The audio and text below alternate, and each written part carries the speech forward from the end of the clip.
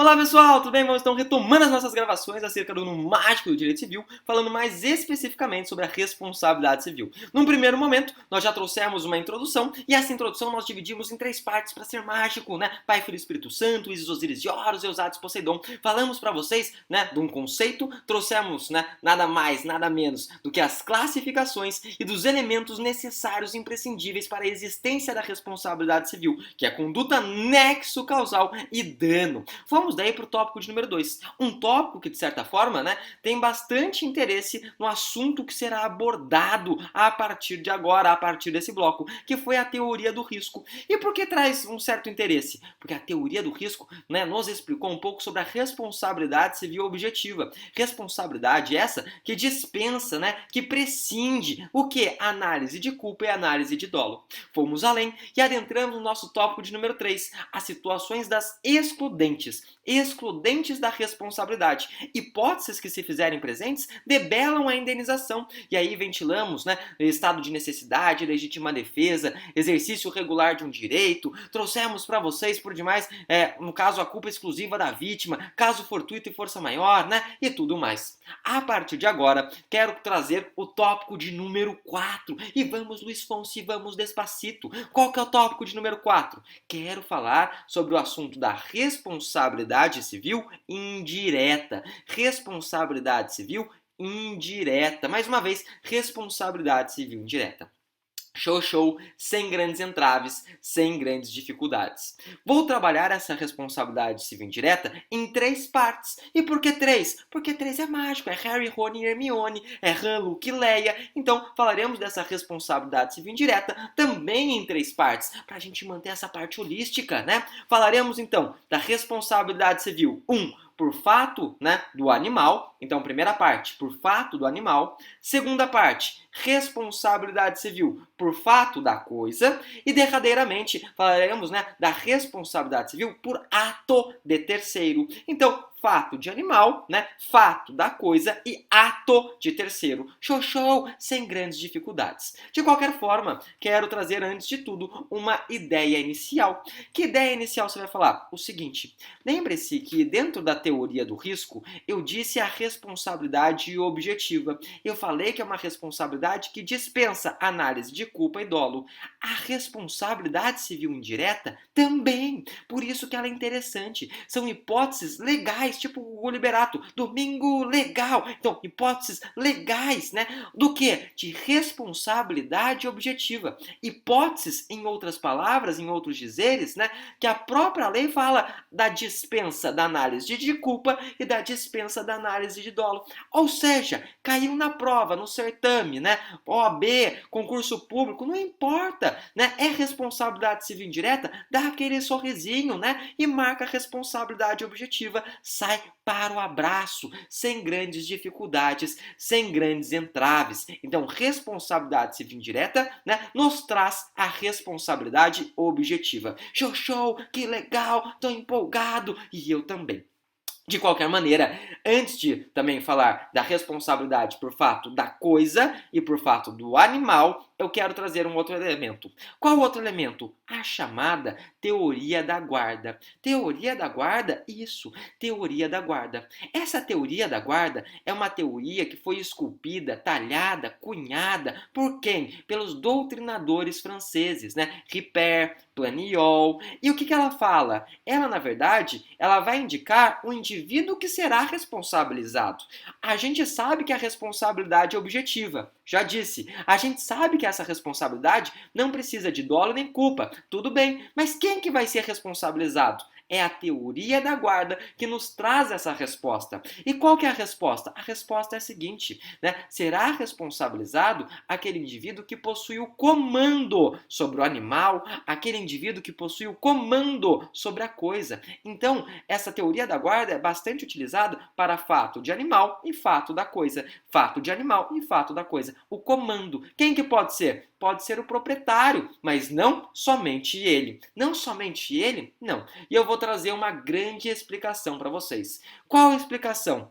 Agora sim, vamos adentrar nessas hipóteses de responsabilidade civil indireta. Gente, a primeira parte, responsabilidade civil indireta por fato do animal. Responsabilidade civil indireta, né, por fato do the animal, né, do animal. Que loucura! Então, responsabilidade civil por fato do animal. Onde que está isso? Está esculpido, está talhado, está cunhado no artigo 936 do Código Civil. O artigo 936 do Código Civil, então, vai estabelecer essa responsabilidade civil indireta. 936 do Código Civil, então, estabelece, né, materializa, plasma essa responsabilidade civil objetiva.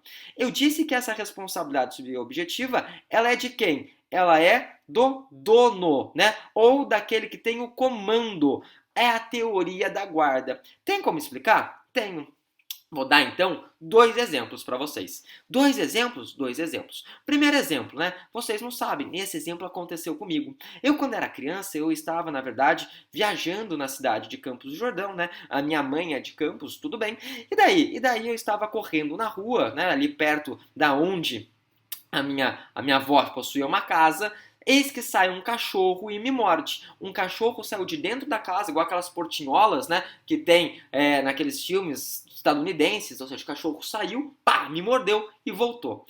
O que acontece? O proprietário poderia ser responsabilizado. O proprietário poderia ser responsabilizado? Poderia, porque é a teoria da guarda. Ele tem o comando sobre aquele animal. Então o proprietário responde objetivamente. Não importa se tem culpa, não importa se tem dolo, vai responder, né? E essa é a ideia, show de bola, sem grandes discussões. Um segundo exemplo diz respeito àquelas atividades daqueles dog walkers, né? Ou seja, aquelas pessoas que levam os cachorros para andar, para caminhar, né? Para passear. E daí? Gente, o adestrador do cachorro pode ser responsabilizado.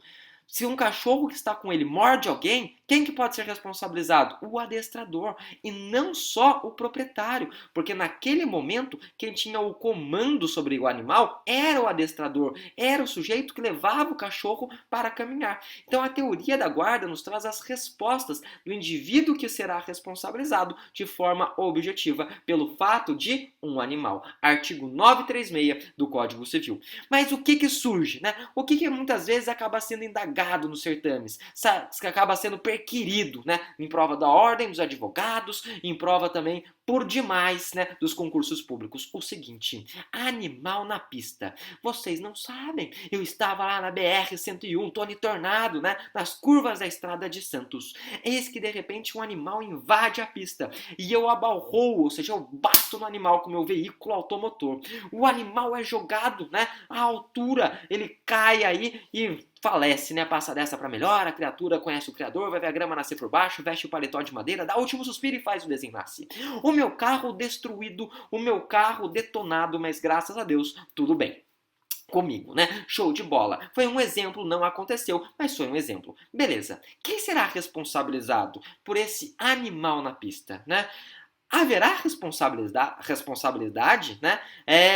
De quem que é a responsabilidade? É interessante, né? Por quê? Porque eu não sei quem que tenha teoricamente a guarda. Como assim? A gente precisa analisar a guarda. E a depender dessa guarda, desse comando, a resposta será diferente. A resposta será, na verdade, distinta. Por isso que surge nos concursos públicos. Por isso que surge muitas vezes na segunda fase de OAB. E eu explico. Essa rodovia, ela era uma rodovia federal? Ela era uma rodovia pública, né? Sem concessão de serviço público? Era. Se é uma rodovia sem concessão de serviço público, né? De quem que é?